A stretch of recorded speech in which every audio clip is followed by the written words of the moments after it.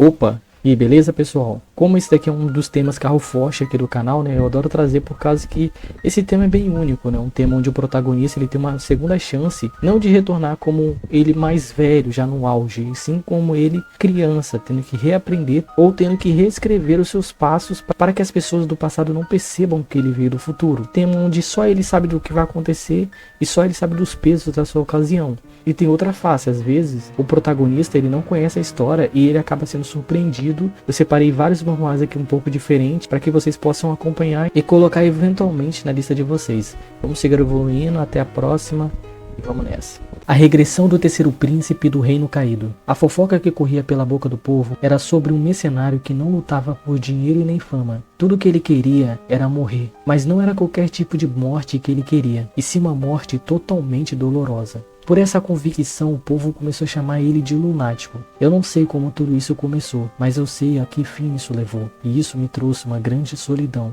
A gente, 10 anos atrás, era tão feliz. Esse era o pensamento de Yuri Briot, o terceiro príncipe do reino Briot. Por ser o último da sucessão e o mais irresponsável, mesmo levava sua vida como qualquer outra. Graças ao seu amigo Hernando, o mago imperial do reino Briot, os dois eram viciados em jogos de azar. Diferente de Hernando, Yuri ele era muito bom. Bom até demais, que nem a sua prometida, a princesa do Império Equirina Luana de Graziani, ele não vacilava com ela nem perante os seus blefes. Ele mentia constantemente dizendo que ele tinha um problema a resolver no seu reino, por isso é que ele acabava atrasando, mas na verdade ele estava jogando. Como a situação entre o reino de Briot e o Império estava extremamente caótica, devido a uma briga interna que estava ali se instaurando, por isso que Yuri e Karina estavam se encontrando nas escuras. Mas com o passar dos anos, essa pequena briga virou algo muito maior.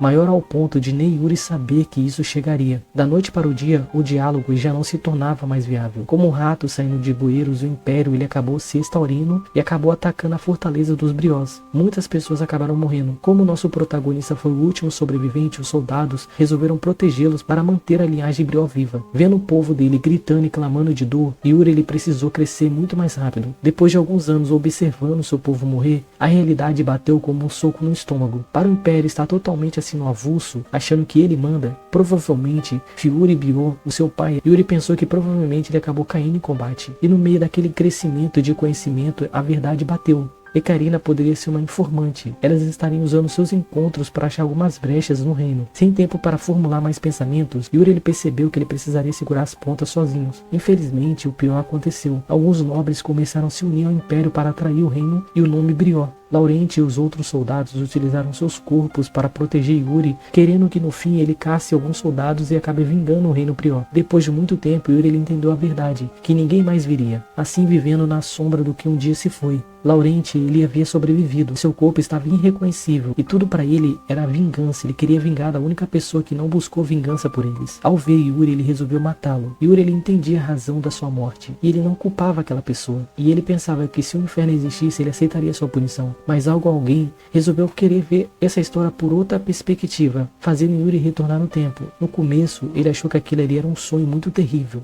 Ele pensava que alguém queria punir ele. Só que com o passar do tempo, as memórias pareciam reais demais. Vendo aquelas pessoas que estavam mortas, agora vivas, Yuri ele pretende utilizar essa segunda chance para crescer, antes mesmo dele ser forçado a crescer. Remunte, o filho abandonado. A igreja estaria tendo uma reunião muito acalorada, pois eles estavam fartos de ficar sustentando criminosos. Até que a sua santidade deu uma sugestão. Por que não jogar os criminosos na floresta demoníaca? Essa ideia não era só para os criminosos, mas para todos os inimigos que se levantam contra a igreja. Pois se eles são capturados antes mesmo de se rebelar, aquela semente que eles plantariam não colheria nenhum fruto no futuro. Infelizmente, o inocente ele nasceu com o mal e foi condenado antes mesmo dele ter voz para se defender. As últimas palavras que aquela criança ouviu da boca da sua mãe foi o seu nome, Emute, que havia nascido com a semente das trevas. Só a sua existência já era uma afronta à igreja. Para o local onde ele foi mandado, que era a floresta demoníaca, seria um lugar perfeito, já que nenhum humano seria capaz de sobreviver nesse ambiente amaldiçoado por Deus. Mas a igreja resolveu dar uma salvação para as pessoas que estão indo para a floresta demoníaca. Caso um deles sobreviva nessa floresta e saia de lá vivo, os seus crimes todos serão absolvidos. A taxa de condenados, que geralmente consegue sobreviver um pouco ali dentro, a taxa de pessoas homicidas lá dentro é de 2 2 dias. Cavaleiros que geralmente lutam por impérios, que são capturados e lançados ali dentro, ficam 30 dias vivos. Os magos, eles conseguem sobreviver por 50 dias. Uma criança normal, ela não duraria um dia ali dentro. Graças à semente das trevas, Emut, ele se adaptou muito rápido àquele ambiente desafiador. A semente foi extremamente crucial, ajudando ele a permanecer vivo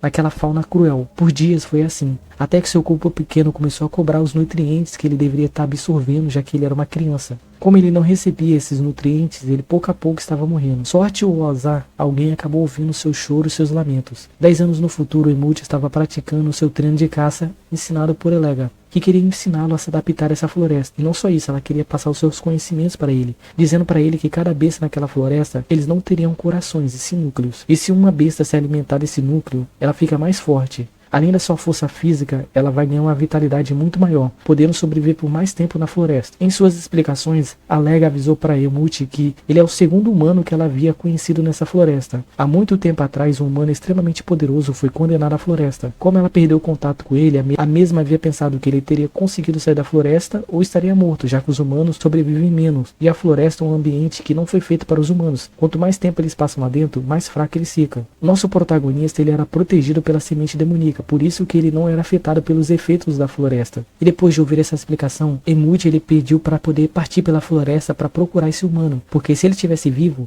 ele poderia achar uma forma de sair dessa floresta. E depois de uma longa jornada pela floresta vasta, ele acabou achando algo. Assim que avistou o humano, Emut avisou que ela o conheceu pela Ilega e perguntou para aquele humano se ele poderia o ajudá-la a sair da floresta. O humano se apresentou como Darion e avisou para Emut que os humanos lá fora são piores que as criaturas dentro da floresta. As pessoas lá fora, geralmente, elas traem, perseguem e machucam. E deu uma dica para ele muito simples: era melhor ele ficar na floresta, porque esse ambiente ele já conhece. Mas Emut avisou para ele que não queria saber disso, ele queria sair lá fora, ele queria conhecer o mundo. Vendo a sua determinação em seus olhos e com pouco tempo de vida, Darion diz para ele que o treinaria para ajudá-lo a sair dessa floresta. Primeiro ele precisa ficar muito mais forte. O local para ele sair era protegido por uma das bestas da floresta.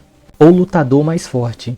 Esse foi o dia que a vida do nosso protagonista mudou de maneira extraordinária. Depois de muito tempo de planejamento, finalmente ele e sua namorada iriam fazer um dia de casal. Tudo nesse dia estaria indo completamente como planejado. Até que um caminhão acabou saindo do script e foi para cima deles. Não querendo carregar o peso de ver a sua namorada morrendo perante seus olhos, em um ato de desespero, o protagonista a lançou para longe. Depois dele sentir como se a sua alma tivesse sido arrancada do seu corpo, ao abrir seus olhos, o corpo dele não respondia aos seus comandos. E ele até tentou gritar, achando que estava imobilizado, mas a sua voz não saía pela sua boca. Quando nosso protagonista pensou que seria o seu fim, um ancião que claramente falava chinês começou a conversar com ele. Esse ancião acabou agradecendo seu Deus por alguém estar vivo naquela situação totalmente horrível. Foi então que nosso protagonista entendeu por que o som não saía pela sua boca e a razão por que ele não poderia se levantar. Ele havia morrido ao salvar sua namorada e agora ele reencarnou como um bebê recém-nascido, exatamente no mundo Murim. Depois de ver aquele ancião fazendo algumas manobras que não condizia com a idade dele, aquele moço começou a passar um pouco da sua energia para o nosso protagonista. A energia era tamanha e tão poderosa que acabou deixando ele mais sonolento ao passar do tempo,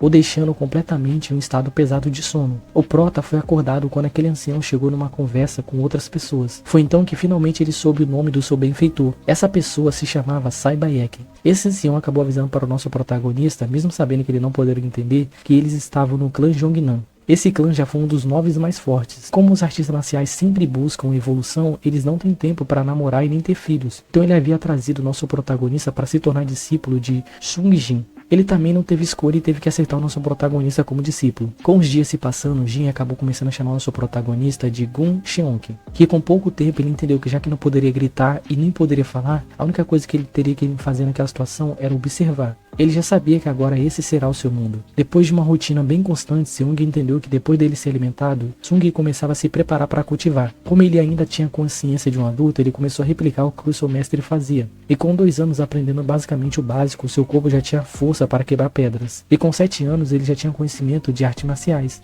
Ele era muito mais avançado do que os jovens da sua idade. Sung veio avisar para ele que tinha uma boa notícia e uma má notícia. Ele avisou para o nosso protagonista que quando as crianças desse clã completam 7 anos, eles são mandados para Taeg Jungjeong. Era um local onde as crianças aprendem artes marciais e acabam evoluindo ainda mais. Devido a esse ambiente ter vários clãs rivais, a taxa de mortalidade era muito alta, mas o seu clã ele tinha lugares específicos onde as pessoas de lá poderiam dormir, para não ser assassinadas no meio da noite. Agora nós teremos que ver os olhos do nosso protagonista que vai parar no corpo dessa pessoa que se chama agora Jeong, como será o seu desenvolvimento nesse mundo Morin, já que nem ele nem nós sabemos o que vai acontecer no futuro. Eu reencarnei como uma imperatriz mimada. É tolice afirmar que somos levados a ser leais, até porque a lealdade ela não é uma condição, um sentimento, mas um comportamento característico e inerente da própria pessoa, e particular do seu sentimento, e não da circunstância que é interida à pessoa. Até onde vai a sua lealdade? Por mais de 10 anos consecutivos, a agente ISS de elite, de codinome Black, deu tudo pela organização. Quando ela recebia uma missão,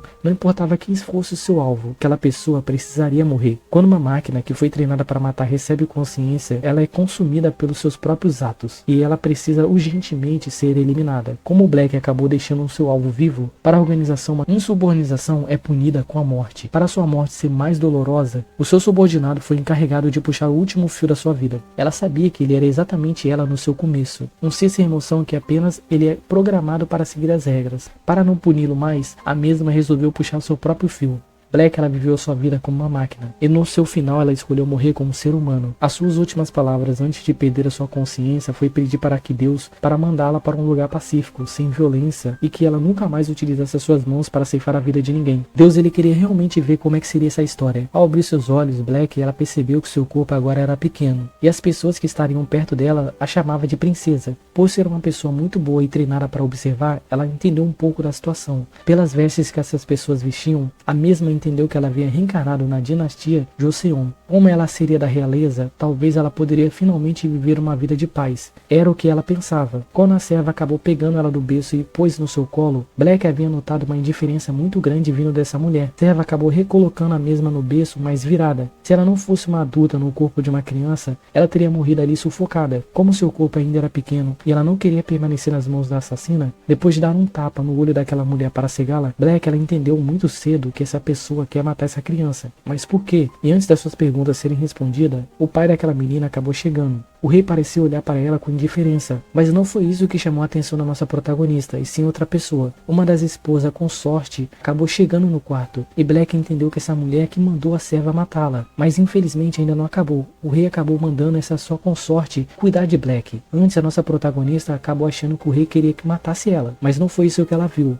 Como ela estaria sob os cuidados da consorte, a consorte não poderia matá-la, mas não impede dessa consorte fazer brutalidades com ela por ela ser uma criança. Black ela planeja aguentar todo tipo de tortura que vai vir sobre ela, para quando ela crescer um pouquinho e amadurecer um pouco mais, ela vai usar essas pequenas mãos que ela jurou um dia não matar ninguém, para poder sufocar os seus inimigos, mesmo que tenha que sufocar até seu próprio pai. A volta do Mago dos Becos. Naquele dia específico eu vi um Viewer voando no céu mais alto que ele podia. Ele parecia tão feliz, era a coisa mais livre que eu já tinha visto nesse mundo. Isso foi motivo suficiente para levar Aster a sair da grande casa mágica dos Declans. Aster ele era um órfão que vinha da periferia conhecido como Zona Cinzenta. Ele passou anos da sua vida se tornando um cachorro dos Declans, trabalhando para eles como mercenário. Devido a tanto conhecimento e força que ele tinha, ele se tornou o número 1 dos mercenários. E depois de anos assistindo seus amigos morrendo em combate ou sendo covardemente assassinado pelos Declans, a palavra mercenário dos Declans era uma palavra bonita para que ele não aceitasse a realidade dessa palavra, que eles são pessoas descartáveis. No dia que ele entendeu que ele não era livre, ele buscou sua liberdade, só que ele foi designado para uma missão, e depois que ele quase morreu nessa missão, ele decidiu ser livre, mas antes disso ele levou um grimório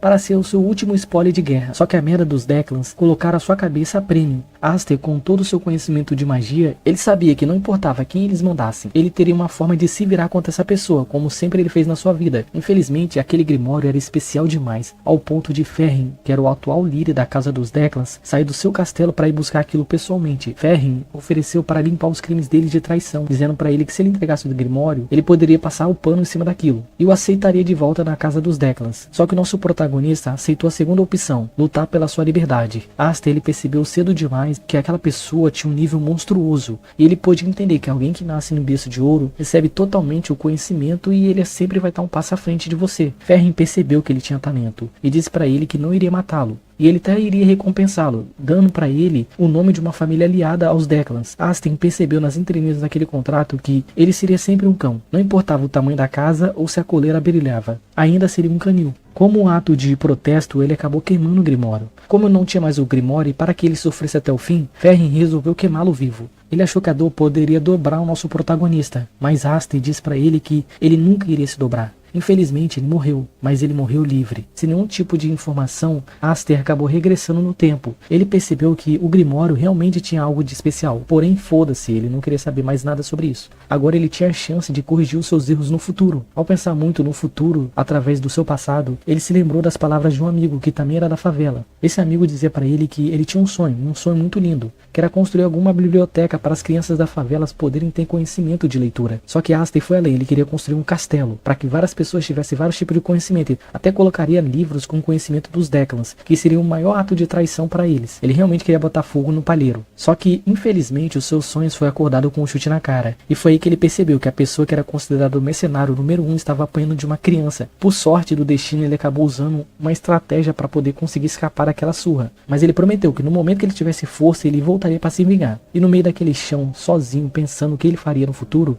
uma criança veio sobre ele, e essa criança estendeu a mão para ele e resolveu curar as feridas dele. E foi então que ele se lembrou daquele poder de cura. Há muito tempo atrás, os Declans deram uma missão para o grupo dele, dizendo que havia um ogro que tinha poder de cura, e esse ogro estava matando um monte de gente aliada aos Declans. Mas quando eles chegaram naquela missão, eles perceberam que não era um monstro, e não era um ogro, era uma pessoa. Especificamente, esse homem era o Damian von Splander, conhecido como o açougueiro. Aster, ele não queria se envolver com Damian, porque ele era muito louco, mas Damian tinha grana, então ele resolveu aceitar ser seu amigo naquele momento. Depois deles rangaram numa taverna e eles resolveram dormir. Aster, ele percebeu que agora ele poderia treinar, já que ele estaria num lugar muito calmo. Ele lembrou um pouco dos seus passados. Os magos nobres, eles passam seu conhecimento de geração para geração, para impedir que os plebeus adquiram algum conhecimento. Por sorte, devido a várias missões que ele teve, ele adquiriu vários tipos de conhecimento, mas ele adquiriu uma técnica no seu passado que era uma técnica muito boa de respiração, que daria um bom potencial corporal para ele. E depois dele conseguir ter feito essa técnica com perfeição, mas quase morrendo ainda, ele resolveu retornar para os seus agressores. Aster, ele deu uma missão muito boa para o Damian. Ele disse para eles: eu vou bater neles e você cura. Eu bato, você cura.